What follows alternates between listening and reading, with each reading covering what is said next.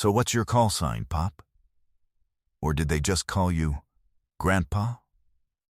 The laughter started at the back of the room and rolled forward in a wave, and Admiral Marcus Webb let it run because he had earned that kind of room. A room full of people who laughed when he wanted them to laugh, and went quiet when he wanted them quiet. He stood at the center of the Coronado Naval Amphibious Base Officers Club, a man built like the institutional embodiment of controlled force. His dress whites immaculate, his chest a geography of commendations, his jaw carrying the permanent set of someone who has spent 30 years deciding things that other people lived and died by. He had 4 stars on his shoulder and a glass of scotch in his right hand. And he had just asked the question that he fully intended to be the funniest thing said at this evening's ceremony. The man he had asked was named Robert Calloway. He was 79 years old. He sat in a chair near the far end of the bar, slightly removed from the formal gathering, as though he had drifted there by accident or gravity, or the particular habit of old men who no longer feel the need to occupy the center of things. He wore a dark blue sport coat that had been good once, a decade and a half ago, and a white dress shirt open at the collar, and slacks with a crease so sharp it suggested that whatever else time had taken from him, precision was not among the items. His hair was white and close-cropped. His hands rested in his lap with the unremarkable stillness of hands that have been still for many years.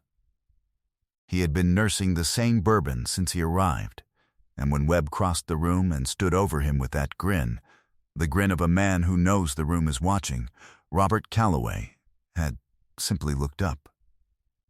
His eyes were gray.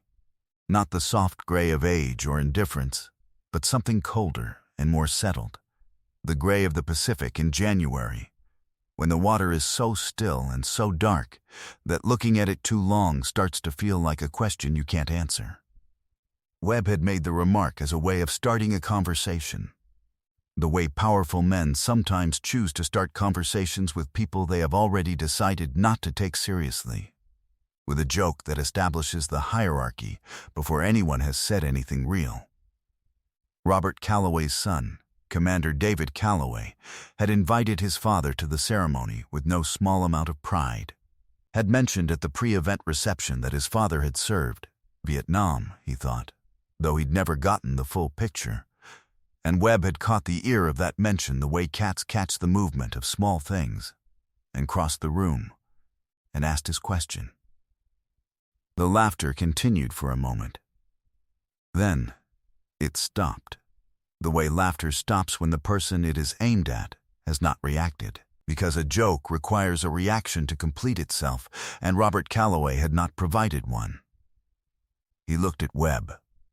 He looked at him the way a man looks at a problem he has already solved and is mildly surprised to see again.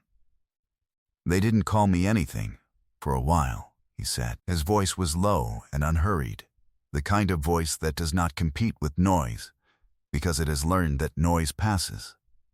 Call signs have to be earned.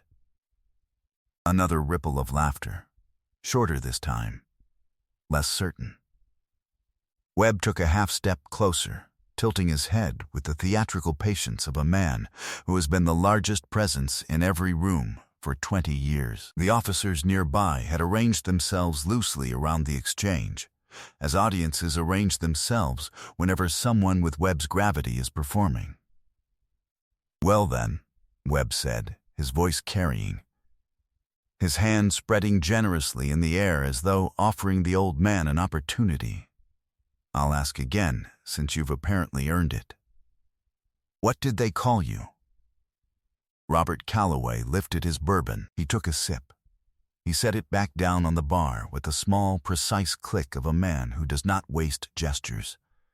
He looked, not at Webb, but out past him, at the black windows of the officers' club with the San Diego lights smeared gold and orange beyond the glass. The air in the room was the familiar cocktail of starched fabric and good scotch, and the particular tension of institutional hierarchy in a relaxed setting. A jazz trio was playing something low in the corner. Somewhere across the room, a commander's wife was laughing at something her husband had said. Everything was normal except this small pocket of strange stillness. "Iron Ghost," he said, quietly, without ceremony. The jazz trio was mid-phrase. One of Webb's aides, a lieutenant commander standing 3 feet to his left, stopped raising his glass. Webb's expression did not collapse all at once. It restructured, the way a building restructures before it falls, each element shifting to accommodate a new understanding of what was happening. The room did not go silent.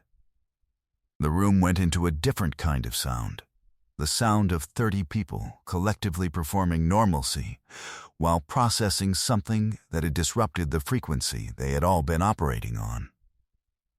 Webb had been in naval special warfare for 31 years. He had been a SEAL before he was an officer, had carried a rifle in places that did not appear on the mission briefs that went to Congress, had stood in rooms where men said names that meant things to people in those rooms, and nothing to anyone outside them.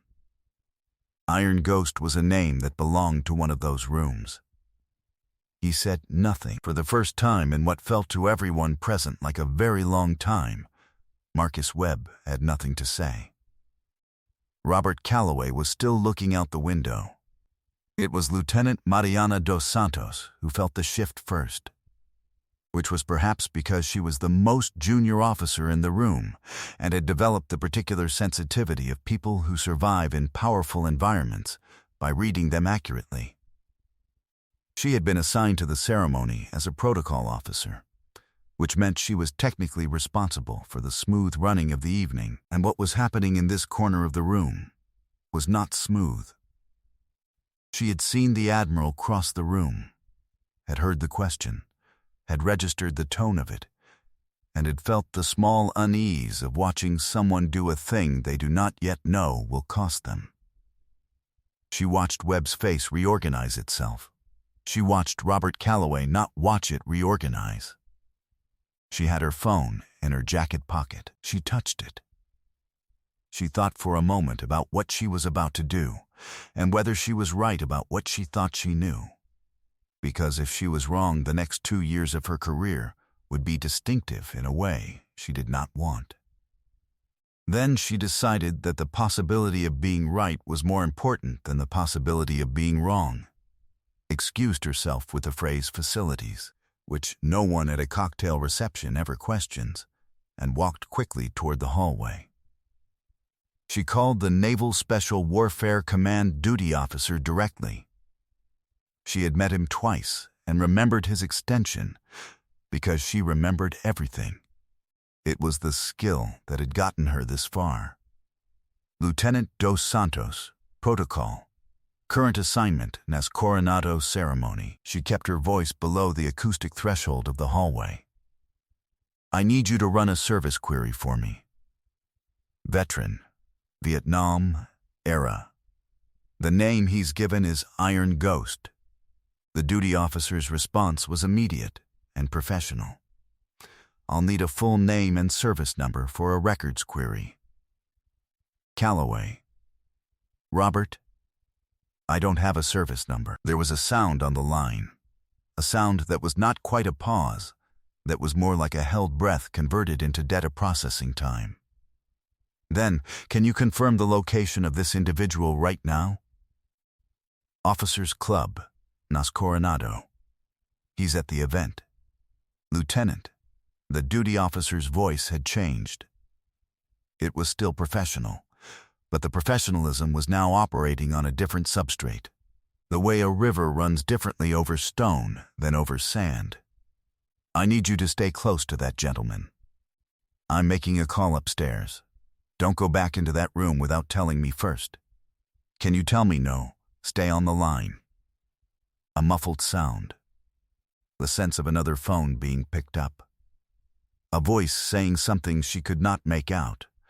Then a silence that stretched across 4 seconds. She counted them, exactly 4, and then the duty officer came back. "Lieutenant, how many people are currently in that room?" 40, approximately. Another silence. Then, carefully, "Admiral Webb is present?" Yes, sir. The longest pause of the conversation followed. When the duty officer spoke again, his voice had the particular flatness of someone who has just been told something that requires them to manage their own reaction. Help is on the way. Do not let that man leave. Can you manage that? Yes, she said. Good, A beat. Lieutenant, I want you to understand something before you go back in there. I have just had to wake up a retired 4-star general who then called me back in under 90 seconds. In 22 years of duty officer rotations, I have never had that happen. She clicked back into the hallway and stood there for a moment, with her phone in her hand and the sound of the jazz trio faint through the closed door. And the specific weight of knowing something that is about to change the shape of a room settled across her shoulders like a second coat. She went back in. Webb had recovered, after a fashion. He was standing with his glass in his hand, and 2 of his senior officers arranged near him. And they were talking about something that was obviously not what they were thinking about. And Robert Calloway was still in his chair with his bourbon, and Commander David Calloway had materialized near his father with the expression of a son who has arrived to find a situation he cannot fully read. Webb's eyes moved to Dos Santos when she re-entered, a brief, practiced assessment, and then away. "Dad," David said quietly, crouching beside the chair. "What did you?" "I answered his question," Robert said. "Right, but..." "He asked me my call sign, David." David Calloway was quiet for a moment. He was 43 years old and had spent his career in naval special warfare with distinguished results, and there were still things about his father that he had never fully assembled into a coherent picture. The old man had been reticent about Vietnam in the specific way that people are reticent about things they have not processed, rather than things they have decided to keep private. A frame here, a detail there, and then the door closing. David had stopped pushing a long time ago. "Iron Ghost," he said. "Not a question, exactly, don't make a thing of it," his father said. It was a long time ago. Webb had heard. He was watching from 8 feet away with the expression he wore when he was recalibrating, which was the expression of a man who has never had to recalibrate often enough for the expression to become comfortable. He crossed back to the old man. The crowd shifted as he moved, making space the way crowds make space for people who expect it. "Mr. Calloway," his voice was different now. Something had come out of it. Where did that name come from? Before Robert could answer, Webb did the thing that men like him sometimes do. Not from cruelty this time, but from the ingrained habit of authority asserting itself through contact. He reached out and put 2 fingers briefly against the lapel of Robert Calloway's sport coat, where a small pin was affixed. A unit crest, worn dark with age, that Robert had not removed because he never thought about it one way or another. The fingers touched it, and the officers' club was gone. The smell of good scotch and polished brass dissolved into the thick vegetable darkness of the Vietnamese highlands, the heavy, green-black smell of triple canopy jungle after rain, of red mud and wet rot, of the copper smell that meant blood was somewhere nearby. The sounds of the room vanished into the permanent, pressurized silence of a man who has been motionless on a hillside for 11 hours. He was 24 years old, and Recon Team Moccasin was inside the fence, deep enough into Laos that the phrase meant something specific about how you would or would not be coming back. There were 5 of them. His job was to get close enough to a relay station to photograph its equipment and extract before the security rotation returned. His job was to be the Iron Ghost, a name not given to himself but assigned to him by people trying to explain why their perimeters kept getting penetrated and nothing was ever where it was supposed to be. He moved through the dark the way he had learned, not quietly, exactly, but emptily, leaving nothing behind that hadn't been there before. Then Santos touched his shoulder. One tap.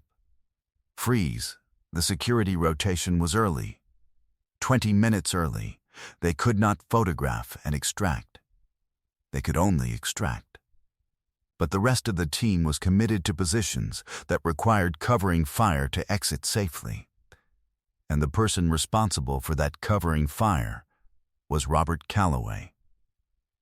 He made the decision in under a second. He removed himself from the equation of escape and inserted himself into the equation of coverage. He held the position for 19 minutes, doing the thing the Iron Ghost did, simultaneously everywhere and nowhere, visible when he needed to draw attention, invisible when he needed to move, a presence that could not be resolved into a target. His team made the extraction. He came out 22 minutes later through a route that his team leader later said was not possible. The pin on his lapel had been pressed into his palm by Santos on the extraction helicopter. Blood on both their hands. Santos saying something over the rotor noise that Robert heard as, "Don't you dare leave that on the bird." Santos had not come back from the next mission. The memory released him. The officers' club reassembled itself around him, piece by piece, the jazz trio, the amber light, the smell of good whiskey. The 2 fingers were still on his lapel. He had not moved. His face, whatever it had done in the previous 15 seconds, had returned to its Pacific gray patience. Webb withdrew his hand. He appeared not to know he had left it there. Robert Calloway looked at him. The gray eyes were patient and empty of complaint, and full of something Webb could not name. The specific lack of need that belongs to a man who has been through an experience so complete that what comes after it is simply remainder. Maxog, Robert said. Fob 1. 68 to 70. Webb was still. Then, as if confirming arithmetic, Maxog. That's classified, most of it. Still, Robert lifted his bourbon, looked at it, set it down without drinking. I wasn't going to bring it up. Your question. I know, Webb said. Something shifted in his voice, the first real shift of the evening, away from the register of a man performing in a room and toward the register of a man in a conversation. I asked it as, I know what it was, Robert said simply. Without heat. The room had, by some collective social gravity, arranged itself into an approximation of attention without wanting to appear to be paying attention, which is the particular skill of people who have spent careers in institutions where the ability to monitor events without appearing to monitor them is operationally valuable. No one was near enough to hear.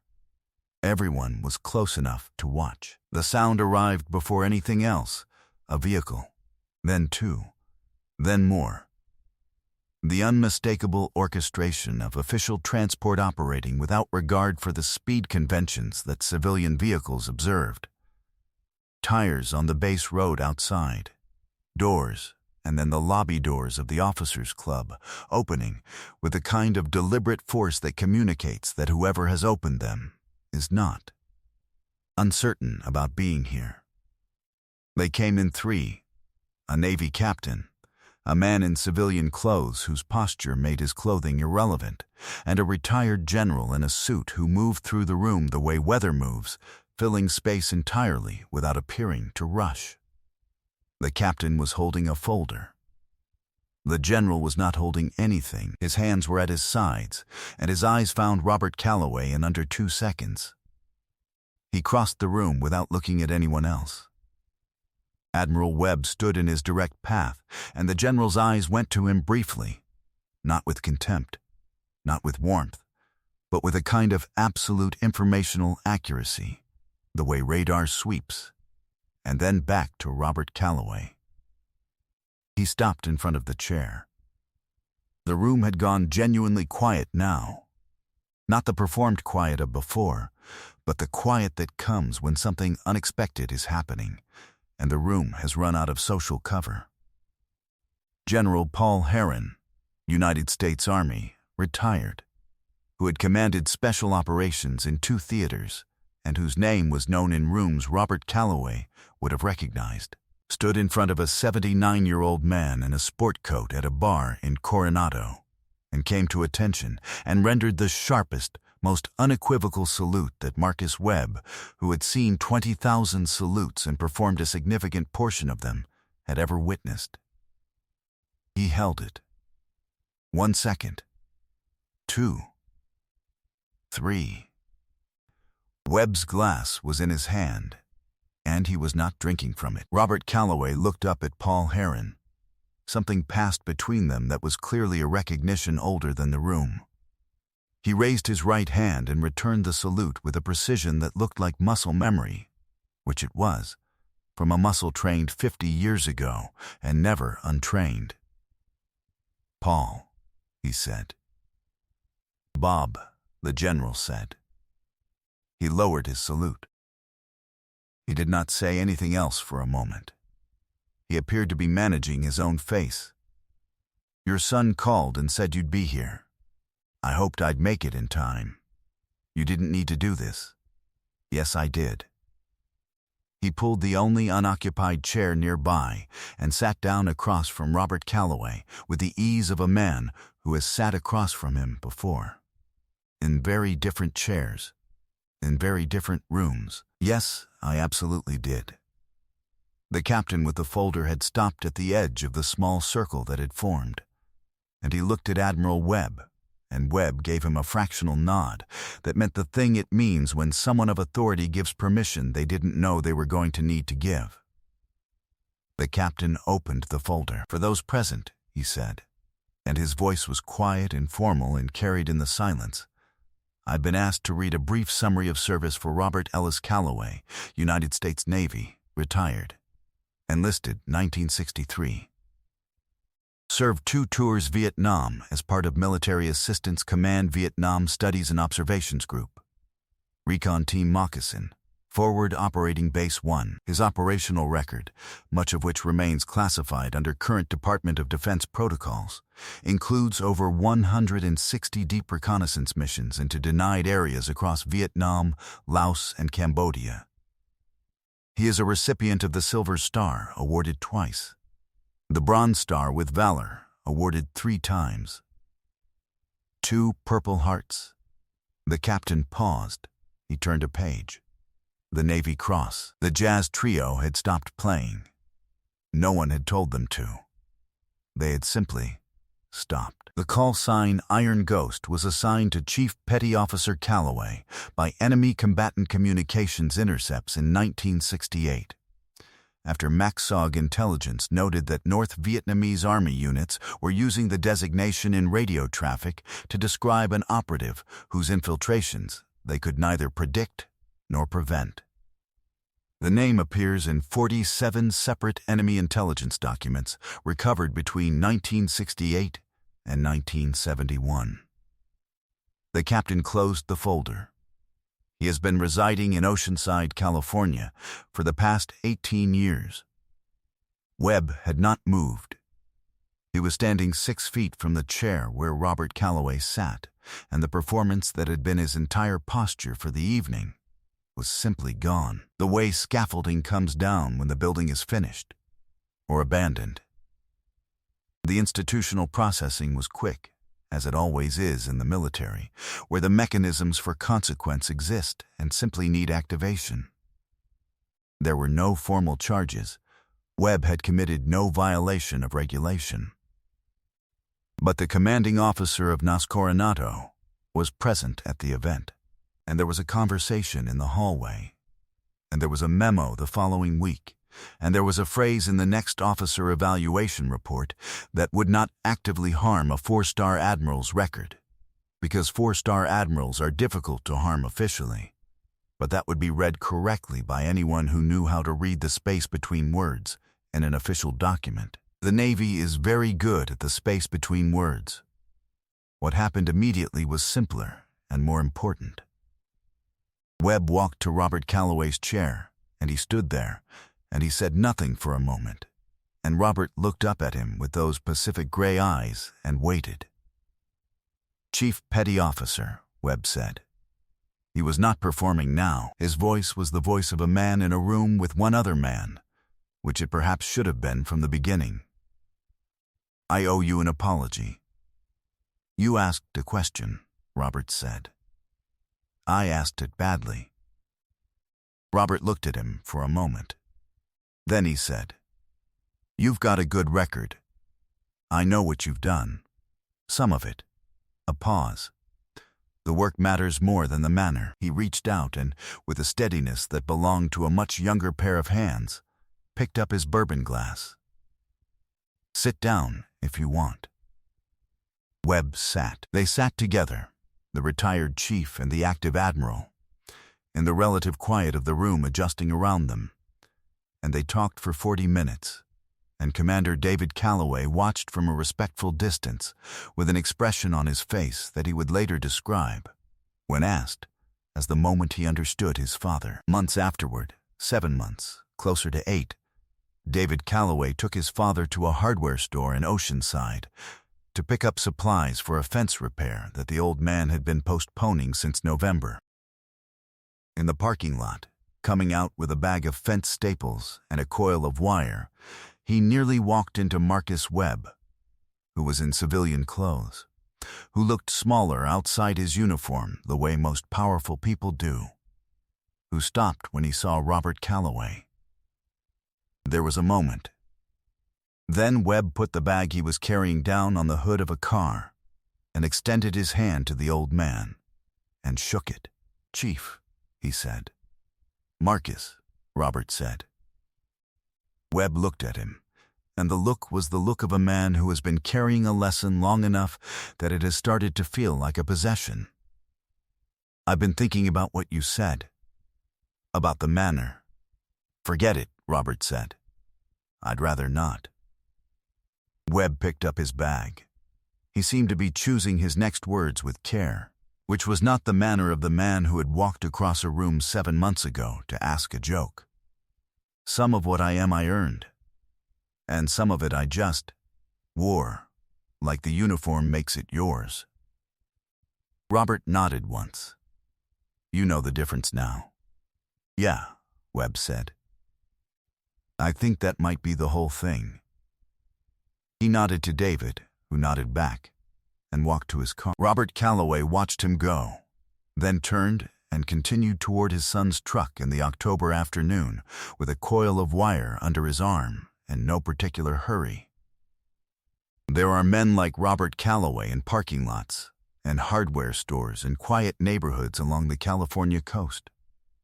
Men who carry the weight of what they've done so evenly that it does not show from the outside, who answer questions honestly and completely, and let the answer do whatever work it is going to do.